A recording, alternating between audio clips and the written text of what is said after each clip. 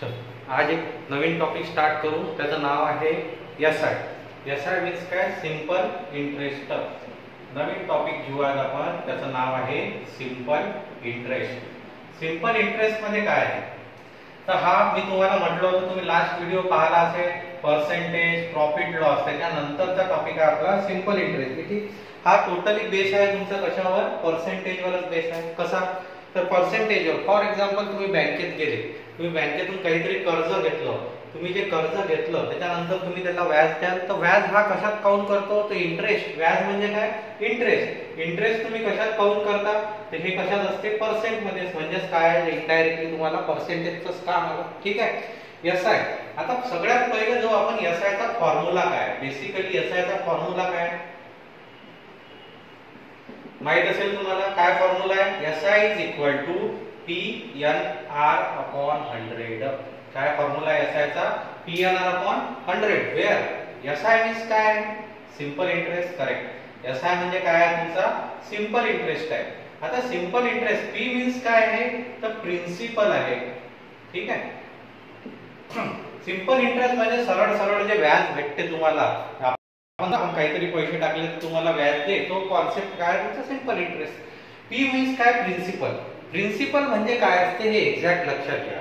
एखाद्या some money is borrowed और deposited. काय शब्द वापरला मी? एक तर बॉरोड और डिपॉझिटेड. बॉरोड म्हणजे काय? तर मी कोणाकडे जवळून कर्ज घेतलं, करी कोणाला करी कर्ज दिलं, तर ते काय होईल? माझं बॉरोड होईल. म्हणजे मी कोणातरी जवळून कर्ज घेतलं, मी व्याजाने पैसे घेतले. समजा मी असं म्हटलं की मी 100 रुपये तुमच्या जवळून कर्ज घेतलं, तर 100 काय झालं? माझं प्रिन्सिपल झालं. माझं इथे प्रिन्सिपल किती झालं? मग 100 रुपये झालं. डिपॉझिटेड तर तुम्ही बँक मध्ये जाता, तुम्ही बँक मध्ये जाता तर तुमचे पैसे डिपॉझिट असते. तुमचं कोणतं अकाउंट असते? नॉर्मली आपलं अकाउंट असते सेव्हिंग अकाउंट. सेव्हिंग अकाउंट मध्ये आपण बँक मध्ये पैसे डिपॉझिट करतो, बरोबर आहे. त्याच्यावर व्याज भेटते का? मग तर सेव्हिंग अकाउंट वर तुम्हाला व्याज भेटत असते, बरोबर आहे. ते 3%, 3.5%, 4%, प्रत्येक बँकेचं वेगवेगळं आहे. ते आपलं मॅटर नाही आहे. मेन काय आहे? आपल्याला व्याज भेटते, इंटरेस्ट भेटते.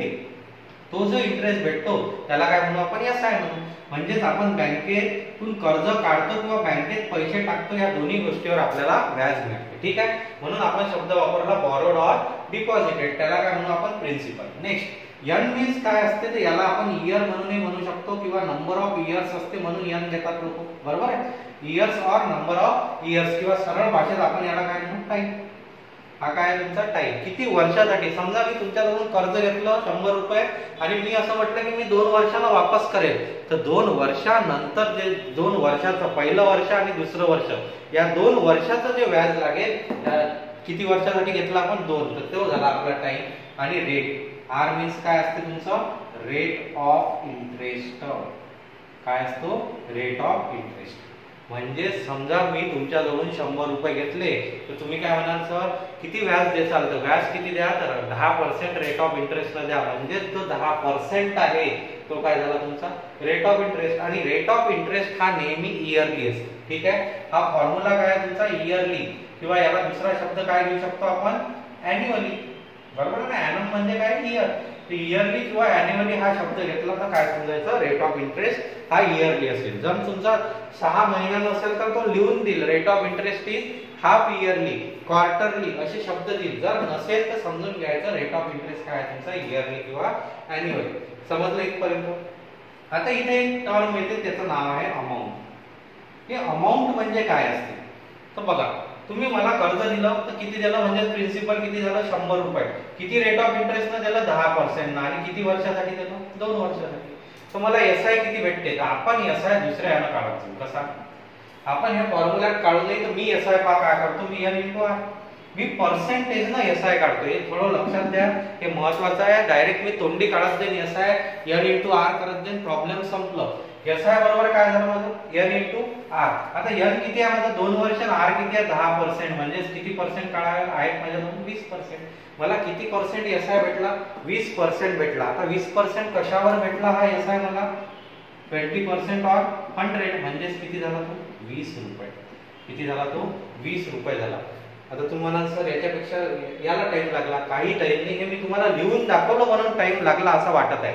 मला सांगा मी प्रिन्सिपल रेट ऑफ इंटरेस्ट हे तोंडी नाही करू शकत का? डायरेक्टली 20%, 20% मला काढायचे. आता पर्सेंटेज मध्ये पाहिलं तर 100 चे 20% म्हणजे किती?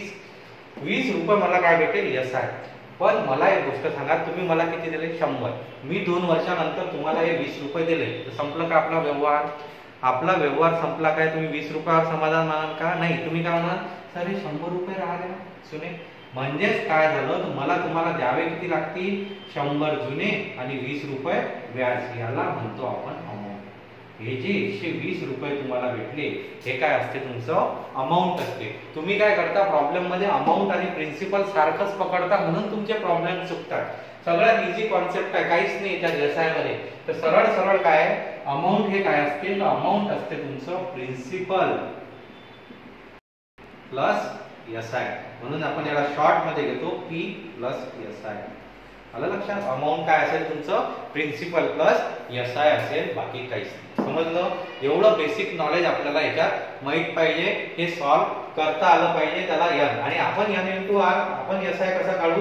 तर एन इंटू आर करायचं, पटकन त्याला सॉल्व करायचं. समजलं कॉन्सेप्ट?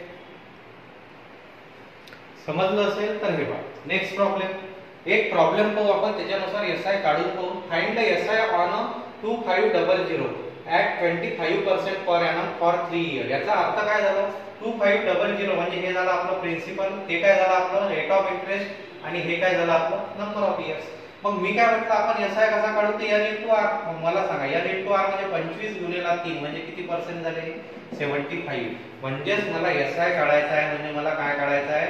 75%. तर 75% म्हणजे किती? 3/4. आपण हे पर्सेंट फ्रॅक्शन चेक आहे. 75% म्हणजे किती होते? 3/4 इंटू किती? 2500. त्यावर भाग 4 ने आला किती? 4 * 24, 1 राहिला, 4 * 2 = 8, 4 * 5 = 20. 25 × 3 = 75, sin 3 = 18. म्हणजे तुमचा एसआय किती आला? 1875 इज युअर आन्सर. एवढं इझिली तुम्ही काढू शकता, काही डिफिकल्ट नाही याच्यात. ठीक आहे?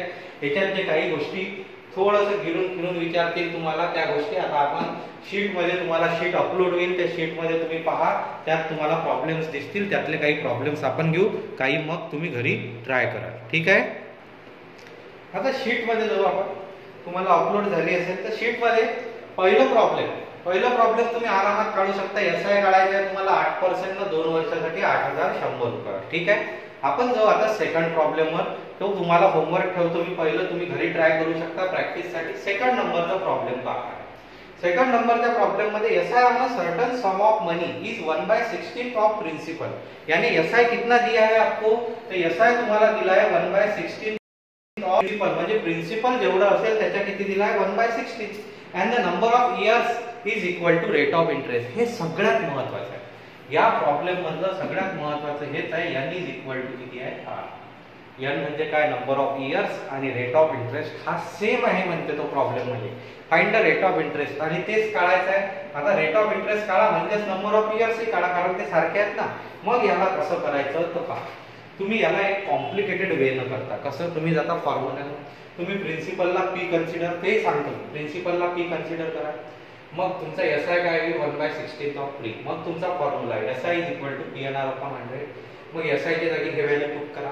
तिकडे पी इंटू एन और आर ला एकत्र ठेवा, डिवाइड बाय 100. ते r² बरोबर समथिंग. ठीक? तर ते तुमचा आन्सर आहे. याला आपण 10 सेकंदात सॉल्व करू शकतो. किती सेकंदात? 10 सेकंदात. काही तुमचे 1.5 मिनिट जात नाही, 2 मिनिट जात नाही, स्पीड चेक करत नाही. फक्त काय लक्ष ठेवायचं? सगळ्यात मेन आहे प्रॉब्लेमची हिंट हे. n is equal to R असेल आणि एसआय तुम्हाला याच फॉर्म मध्ये दिलेला आहे. जर तुमचं n is equal to R आहे तर तुम्हाला याच फॉर्म मध्ये तुमचा एसआय दिला आहे. एसआय इज इक्वल टू काय आहे? 1/16. तर काहीच नाही.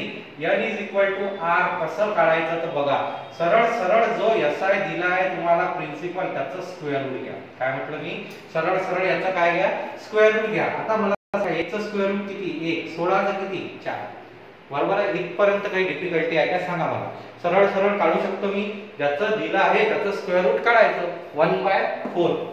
आता काय करायचं? एक स्टेप आपल्या इकडून ऍडिशनल करायची. जे तुमचं आन्सर आलं त्याच्या न्यूमरेटरवर युनिट प्लेसला 0 ठेवा. काय म्हटलं मी, जे तुमचं आन्सर आलं त्याच्या युनिट न्यूमरेटरला, कशाला न्यूमरेटरला युनिट प्लेसला काय ठेवा 0, म्हणजे किती झालं 10/4. 10/4 म्हणजे किती 2.5%.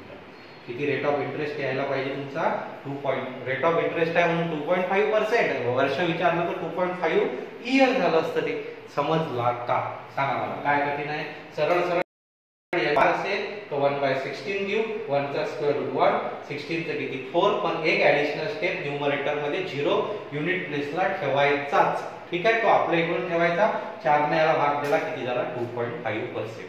आता इथं कोणाच्या डोक्यात असा प्रश्न येईल क्रॉस चेक की सर समजा त्यानं असा नंबर दिला की ज्याचं स्क्वेअर रूट निघतच नाही, परफेक्ट स्क्वेअर रूट निघत नाही, मग काय, तर असं होणारच नाही. एवढे डोक्यात किडे घालू नका, असं काही होणार नाही का, याचा तुम्ही समजा फॉर्म्युलाने गेले तर तुम्ही n = r असा फॉर्म्युला आहे ना तुमचा, SI = PNR/100, आणि तुम्ही जेव्हा n आणि r ची व्हॅल्यू सेमच पुट कराल ना, म्हणजे p × r × r²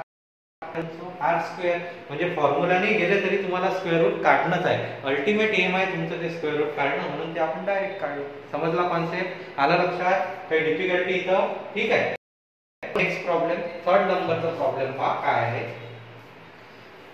some of money doubles itself. एक सम म्हणजेच काय, प्रिन्सिपलला हा ऑप्शनल शब्द आहे, काय सम, हे लक्षात ठेवायचं. प्रिन्सिपलला ऑप्शनल शब्द आहे, अमाउंट साठी सम शब्द वापरला जात नाही. प्रिन्सिपलला ऑप्शनल शब्द काय आहे ते SVM, sum. If sum of money doubles itself in 7 year. एक मनी आहे, काहीतरी पैसे आहेत, काहीतरी प्रिन्सिपल आहे, हे काय होतात म्हणजे डबल होतात, दुप्पट होतात. किती वर्षात 7. आणि in how many year it will becomes 4 times. तर तेच पैसे 4 टाइम्स किती वर्षात होतील. ठीक आहे, बघा मी प्रश्न थोडासा लिहून पाहतो काय आहे तो. एक प्रिन्सिपल आहे, त्याचे किती होतात, डबल होतात, किती वर्षात 7 वर्षात, असं त्याचं म्हणणं आहे. तर याच प्रिन्सिपलचे टाइम्स किती वर्षात होतात, बस असं शॉर्ट मध्ये हा क्वेश्चन आहे. वा, डबल एवढ्या वर्षात होतात तर 4 टाइम्स किती वर्षात होतील. आता याला पुन्हा कॉम्प्लिकेटेड वे किंवा तुमचा जो बेसिक वे आहे तो कसा जाता, तुम्ही प्रिन्सिपलला p कन्सिडर करा. हे काय झालं तुमचं 2p. 2p म्हणजे एक्झॅक्ट झालं काय तुमचं, तुमचं प्रिन्सिपल आहे, SI आहे की अमाउंट आहे, सांगा. तर तुम्ही मुलं चुका करता, तुम्ही काय करता, याला SI कन्सिडर करता की सर त्याला 2p व्याज नाही, p चे 2p. फॉर एक्झाम्पल माझ्याजवळ 100 रुपये आहेत, त्याचे डबल किती होतील 200. मग 100 चे 200 झाले म्हणजे 200 व्याज भेटलं का मला, नाही. 200 - 100 म्हणजे किती व्याज भेटलं 100 रुपये. हे झालं तुमचं अमाउंट. याच्यातून हे मायनस, जर तुम्हाला फॉर्म्युलाने जायचं असेल तर याच्यातून हे मायनस करा. 2p मधून p गेले किती राहिले p, नंतर फॉर्म्युल्यात पुट करा.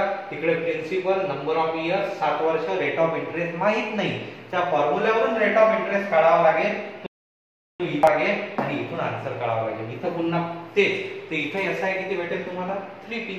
4p - p म्हणजे किती 3p. एवढं मोठं करून ते तुमचा आन्सर निघेल जे काही निघेल. आता याला एकदम डायरेक्ट मेथड सेकंदा प्रॉब्लेम कसं सॉल्व्ह होते तर पहा, लक्ष ठेवा थोडंसं. हे लिहिलं मी रिप्रेझेंटेशन, इथं मी तुम्हाला सॉल्व्ह करून दाखवतो. मला सांगा ओरिजिनली तुमचं प्रिन्सिपल p होतं, याचे किती झाले 2p. किती वर्षात झाले 7 वर्षात. हे तर मान्य आहे तुम्हाला, किती वर्षात झाले 7. अच्छा, मला सांगा ओरिजिनल p तर होतेच ना, वाढले किती p तुमचे 1p. हेच व्याज आहे ना तुमचं. वाढले किती p, जेवढं वाढलं तेवढेच काय आहे तुमचं व्याज. समजा मी म्हटलं माझ्याजवळ 100 आहे, 150 झाले म्हणजे किती वाढले 50. 200 झाले म्हणजे किती वाढले 100. तर वाढले किती तुमचे 1p. आता हे किती वर्ष लागले 7 वर्ष. करेक्ट, पाहून घ्या. एक p वाढण्यासाठी मला किती वर्ष लागले 7 वर्ष. एक पर्यंत समजलं का. मी प्रिन्सिपल होतो 2p झाले, सरळ सरळ किती वाढले, किती प्लस इंटू नाही, किती प्लस झाले हे लक्ष ठेवत आहे मी. किती झाले 1p. किती वर्षात 7 वर्षात. आता मला सांगा दुसरा फॉर्मॅट काय माझा, तेच प्रिन्सिपल आहे ना, हे थोडी झालं, त्याचे झाले किती 4p. अच्छा, p चे 4p झाले म्हणजे एक्झॅक्ट वाढले. करेक्ट, किती p वाढले 3. p तर होतेच ना, त्याचे 4p झाले म्हणजे वाढले किती p 3p. आता मला सांगा 1p वाढण्यासाठी 7 वर्ष लागतात, तर 3p वाढण्यासाठी किती लागतील 3 × 7 म्हणजे किती 21 वर्ष. संपलं ना तुमचं प्रॉब्लेम. काय राहिलं तेच विचारलं होतं ना, नंबर ऑफ इयर्सच विचारलं ना, किती वर्षात वाढतील, तर किती वर्षात वाढतील 21 वर्षात वाढतील. पुन्हा एकदा p चे 4p झाले म्हणजे वाढले किती 3p. जेवढा पॅटर्न इझी असते, जेवढं प्रॉब्लेम इझी असते, तेवढं तुम्ही चुका जास्त करता. का? कारण त्याला सोडून देता की हे पटकन येणारच आहे आपल्याला पेपर मध्ये तेच. आता चुका काय होतात? एक तर तुम्ही काय करता, पहिली चूक पी चे 2p झाले म्हणजे या 2p बरोबरच 7 वर्ष घेता, हे पहिली चूक. अच्छा, इथूनही निघाले तर दुसरी चूक करता, p चे 4p झाले 4p बरोबर घेता म्हणजे किती 728 वर्ष. असं होणार नाही. आपण इथे टॅली काय करत आहे, जेवढे वाढले जेवढे प्लस झाले, इथे एक टॅली काय करत आहे मी, जेवढे वाढले तेवढे प्लस झाले. समजला कॉन्सेप्ट? आलं लक्षात? करता येईल सर्वांना? ठीक आहे. नेक्स्ट प्रॉब्लेम बघा. A certain sum of money at simple interest, fourth number चा, a certain sum of money at a simple interest amount to rupees 3900 in 4 years. 4 वर्षात किती झाले? and rupees 4575 in 7 years. 7 वर्षात तेच प्रिन्सिपल किती झालं? तर 45 75 झालं. फाइंड द सम. आपल्याला काय काढायचं आहे? प्रिन्सिपल. आता याला मी शॉर्ट मध्ये लिहितो, क्वेश्चन समजते का? एक काहीतरी प्रिन्सिपल आहे, त्याचे झाले किती म्हणते? तर त्याचे झाले म्हणते तो 4 वर्षात 3900. किती झाले? 4 वर्षात 3900. आणि त्याच प्रिन्सिपलचे 7 वर्षात किती झाले? 45 75. करेक्ट. आपल्याला काय काढा म्हणते? तो प्रिन्सिपल काढा. इथून दोन गोष्टी निघतात. क्वेश्चन तुमचा एवढाच राहील, दोन गोष्टी विचारू शकतात. आता इथं प्रिन्सिपल विचारलं तर कधी कधी रेट ऑफ इंटरेस्ट विचारतात. ठीक आहे, आपण दोन्ही गोष्टी काढू म्हणजे तुम्हाला कसाही प्रॉब्लेम विचारलं तरी ते सॉल्व्ह करता आलं पाहिजे. मी काय म्हटलं, दोन गोष्टी विचारू शकतात, एक प्रिन्सिपल काढा आणि एक रेट ऑफ इंटरेस्ट काढा. आता इथं लक्ष द्या, काहीतरी प्रिन्सिपल आहे त्याचं 4 वर्षानंतरचं दिलं म्हणजे हे काय असेल? करेक्ट, हे असेल तुमचं अमाऊंट 4 वर्षानंतरचं. हे किती आहे? 7. फॉर एक्झाम्पल समजा मी असं म्हटलं की माझे 3 वर्षात 130 रुपये होतात. काय म्हटलं मी? 3 वर्षात 130 रुपये होतात आणि तेच 7 वर्षात 170 रुपये. माझा मनाचा अर्थ समजला का? काहीतरी प्रिन्सिपल आहे बा, मी तुम्हाला उलट सांगितलं. हा वा ते प्रिन्सिपल आहे, त्याचे 3 वर्षात 130 रुपये होणार आहे आणि त्याचे 7 वर्षात किती होणार आहे? 170. मग तुम्ही काय हिशोब लावा की 3 वर्षात 130, 4 वर्षात किती वाढून राहिले? 40 रुपये. करेक्ट. आणि एसआय हा तुम्हाला माहित आहे, हे डोक्यातच घालून घ्या की जो पहिल्या वर्षी एसआय वाढतो तोच प्रत्येक वर्षी असतो. एसआय तसा चेंज नसतो. आता 10 रुपये भेटले, मग 20 भेटतील, मग 15 भेटतील, मग 5 भेटतील, असं काहीच नाही. पहिल्या दिवशी तुम्हाला, पहिल्या वर्षी तुम्हाला 10 भेटत असेल तर प्रत्येक वर्षी 10. पहिल्या वर्षी 1000 भेटत असेल, प्रत्येक वर्षी 1000. म्हणजे एसआय हा काय इयरली सारखा वाढतो. इथे केस करू करायचं नाही, काही फॉर्म्युला पकडू नका, काही नाही, डायरेक्ट जाऊ. मला सांगा वर्षाचा फरक 7 आणि 4 किती वर्षी?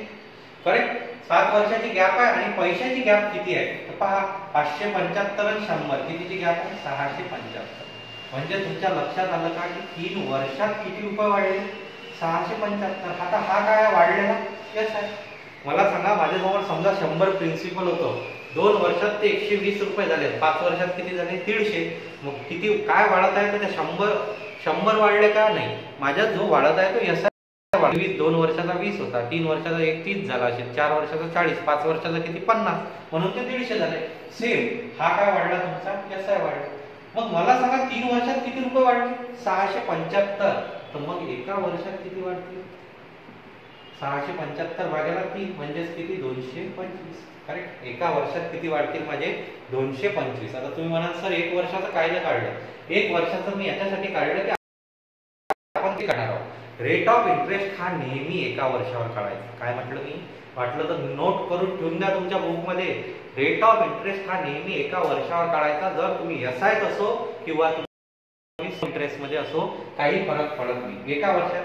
आता मला सांगा, समजा माझ्याजवळ मी काय म्हटलं होतं 100 रुपये आहे, ते 2 वर्षाने 120 झाले. मग तुम्ही काय केलं की किती काय काढलं की सरळ सरळ 20 रुपये सर व्याज भेटलं असेल 2 वर्षात. मग 20 रुपये व्याज भेटलं असेल तर मला समजा 120 रुपयेच माहित आहे, 100 माहितच नाही. तर तुम्ही काय कराल? 120 मधून 20 मायनस, तर तुम्हाला प्रिन्सिपल भेटेल. करेक्ट. किंवा तुम्ही आताच फॉर्म्युला पाहिला होता, अमाऊंट बरोबर काय असते? प्रिन्सिपल प्लस एस आहे. मग मला प्रिन्सिपल पाहिजे तर अमाऊंट मधून मी काय करेन? व्याज मायनस करेन. समजलं? तर मग इथं काय करू शकतो?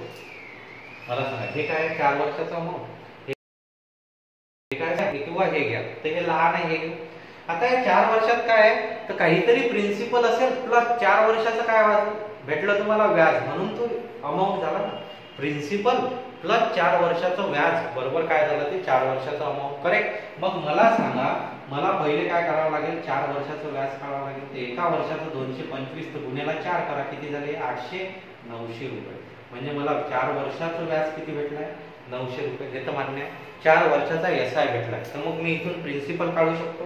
तर प्रिन्सिपल कसं काढेल मी, अमाऊंट मायनस एसआय. तर मला अमाऊंट किती आहे 3 मायनस 900 करा, म्हणजेच किती राहिलं 3000 रुपये. मला किती प्रिन्सिपल भेटलं 3000 प्रिन्सिपल. म्हणजे आन्सर भेटलं तुम्हाला. समची व्हॅल्यू किती आली तुमची 3000 इज युअर आन्सर. समजलं. पण आपण एक ऍडिशनल गोष्ट काढणार आहोत, रेट ऑफ इंटरेस्ट काढायचा. आता रेट ऑफ इंटरेस्ट कसा काढायचा, तर हे म्हटलं मी पहिल्या वर्षीचं व्याज. मला सांगा तुमच्याजवळ पैसे, प्रिन्सिपल म्हणजेच पैसे किती होते 3000 रुपये होते.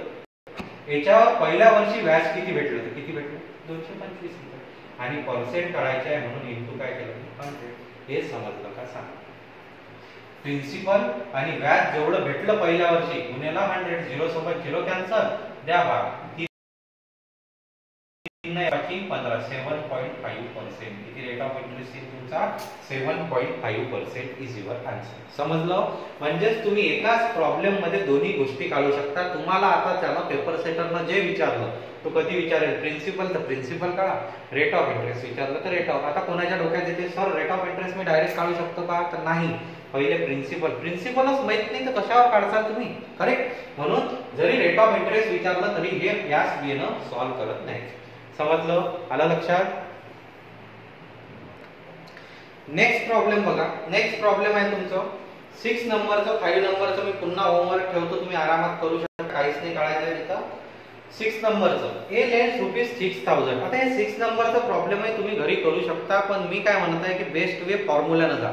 आता कधी कधी तुम्ही म्हणाल सर तुम्ही प्रत्येक गोष्ट सांगता विदाऊट फॉर्म्युला जा. हेच का फॉर्म्युलानं, तर कॅल्क्युलेशन आपल्याला काय पाहिजे स्पीड. तर स्पीडली कसं सॉल्व्ह होते तर ते प्रॉब्लेम सॉल्व्ह करून पाहू, प्रॅक्टिकल पाहू आपण. म्हणजे तुमच्या लक्षात येईल की हे फॉर्म्युला कसं काय द्यायचं. ए लेंड ₹6000 म्हणजेच काय, ए न कर्ज दिलं 6000 कोणाला बी ला. ए न काय केलं, इथं मी प्रॉब्लेम लिहिली, ठीक आहे. ए न काय केलं, बी ला कर्ज दिलं. किती दिलं 6000, बरोबर आहे. किती वर्षासाठी, तर 2 वर्षासाठी दिलं. रेट माहिती फॉर एक्झाम्पल मी आर घेतो, आर पर्सेंट न दिलं असेल, ठीक. आता काय केलं, ए नच कर्ज दिलं कोणाला, किती दिलं 1500 रुपये कर्ज दिलं. किती वर्षासाठी 4 वर्षासाठी. And received 900 as a interest from both rate of interest. याचा अर्थ काय, रेट ऑफ, बरोबर आहे. रेट ऑफ इंटरेस्ट सारखा दिला, पण 900 रुपये काय दिलाय, तर 900 दिलाय आपल्याला एसआय. एसआय म्हणजेच काय की याच्या जवळून जे व्याज भेटेल प्लस याच्या जवळून जे व्याज भेटेल त्या दोघांची बेरीज. म्हणजे याच्या जवळून असं समजू आपण एसआय 1 याच्या जवळून एसआय 2 भेटेल, तर या दोघांची बेरीज किती आहे 900 रुपये.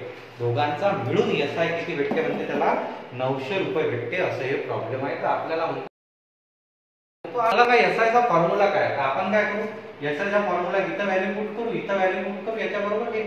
मग मला सांगा एसआयचा फॉर्म्युला पीएनआर अपॉन प्रिन्सिपल किती आहे तुमचं 6000, एन किती आहे 2, आर तुम्हाला माहित नाही, अपॉन किती 100.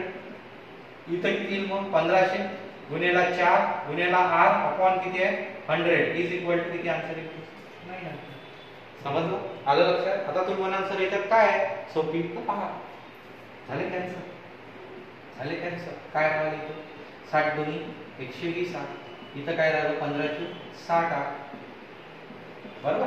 120 आणि 60 किती झाले 80, 180 झाले ना. म्हणजे 900 भागेला किती आले 180, 0 18.95. आता तुमचा रेट ऑफ इंटरेस्ट किती 5% इज युअर आन्सर. मला सांगते का, कारण फॉर्म्युलानं आहे. तुम्हाला असं प्रॉब्लेम आला तर फॉर्म्युलानंच जा बेस्ट आहे. का, हे कॅल्क्युलेशन फार इझी भेटतील तुम्हाला, भेटतीलच 100% कोणतंही क्वेश्चन काढवताना अशा टाइपचं, तर तुम्हाला एकदम इझी कॅल्क्युलेशन भेटेल. समजलं, आलं लक्षात. नेक्स्ट एक लास्ट प्रॉब्लेम घेऊ आपण 7 नंबरचं, ठीक आहे. A man deposited some money आहे, सॉरी अ बँक डिपॉझिटेड सेम मनी. सेम म्हणजे काय, सारखी सेम मनी डिपॉझिट केली म्हणजे 2 बँक असं कन्सिडर करा. हे पहिली बँक आहे, दुसरी बँक आहे. सारखेच केले म्हणजे मी इथे 100 रुपये कन्सिडर करतो. म्हणजे मी 2 बँकेत सारखे सारखे पैसे टाकले, तर मग 100 रुपये टाकले, मग इथे 100 रुपये टाकले. आता पुढे काय म्हणते तो, in this bank the rate of interest are 8%. इथं किती रेट ऑफ इंटरेस्ट ना 8%, इथं किती आहे 9.5%. करेक्ट. पुढे काय म्हणणं आहे, per annum and after 4 year, 4 वर्षानंतर, म्हणजे हे 4 वर्षासाठी असेल. 4 वर्षानंतर या शब्दाचा अर्थ काय आला की हे दोन्ही वर्षासाठीच असतील. 4 वर्षानंतर काय झालं होते, डिफरन्स म्हणजे काय, त्या दोघांची gap, SI from those bank 54,000. या दोघांचा एसआयचा डिफरन्स किती आहे, 54,000 आहे. असं हे प्रॉब्लेम आहे. समजलं का. पुन्हा एकदा सांगतो मी, दोन बँकेत त्यानं पैसे सारखेच टाकले, पण इथं रेट ऑफ इंटरेस्ट 8% आहे, इथं 9.5. हे 4 वर्षासाठी, हे 4 वर्षासाठी. आता मला सांगा, याचा काहीतरी एसआय आहे, याचा काहीतरी एसआय, या दोघांचा डिफरन्स किती आहे म्हणते 54,000 आहे, असं त्याचं म्हणणं आहे. तर आपल्याला काय काढा म्हणते त्याच्या, तर आपल्याला काढा म्हणते व्हॉट वॉज मनी, म्हणजे प्रिन्सिपल काढा किती असेल. ठीक आहे, लक्ष द्या. प्रॉब्लेम मला सांगा, मी हे काय आहे तुमचा आर, हे काय मी तुम्हाला सांगितलं n into r. करेक्ट. मग माझा एसआय किती, n into r, 8 चूक 32%, इथं किती 9 चूक 36 आणि 2 38%. म्हणजे आता आपल्याला याचाही एसआय भेटला, याचाही एसआय भेटला, या दोघांचा डिफरन्स किती आहे 6%. कोणी असं नका म्हणू सर -6 आलं, 32 मधून 38 गेले मायनस, एवढं मॅथ्स नाही पाहिजे मला. ठीक आहे, ते तिथं दाखवता ज्यावेळेस बेसिक असते गॅप, तर ते किती पर्सेंट आहे 6%. करेक्ट. किती पर्सेंट आली आहे तुमची गॅप, 6% आली. या दोघांच्या एसआय ची गॅप किती आहे 6%. आपली 6% गॅप आली, तो किती आहे म्हणते 54,000 आहे. बरोबर आहे, 6% बरोबर 54,000. तर आपल्याला काय म्हटलं, क्वेश्चनवर स्टेटमेंटवर लक्ष द्यायचं. शेवटचं स्टेटमेंट आहे ना, काय म्हटलं त्यानं, व्हॉट वॉज मनी. एक गोष्ट लक्षात घ्यायची, इथं लिहून देतो मी, फक्त सम किंवा मनी हा शब्द आला तर फक्त 100% काढायची. काय म्हटलं मी, फक्त सम किंवा मनी हा शब्द आला तर किती काढेन मी 100. पण मला जर शब्द आला टोटल सम किंवा टोटल मनी, तर मी किती काढेन 100%. हेच या प्रॉब्लेमचं इथंच कन्फ्युज असतं. काय म्हटलं मी, टोटल जर शब्द नसला तर 100%च काढायचे, आणि टोटल शब्द असला तर किती काढायचे 200%. मग इथं टोटल आहे का, नाही आहे, म्हणजे इथं काय काढायचे आहे मला 100% बरोबर किती x. आलं लक्षात.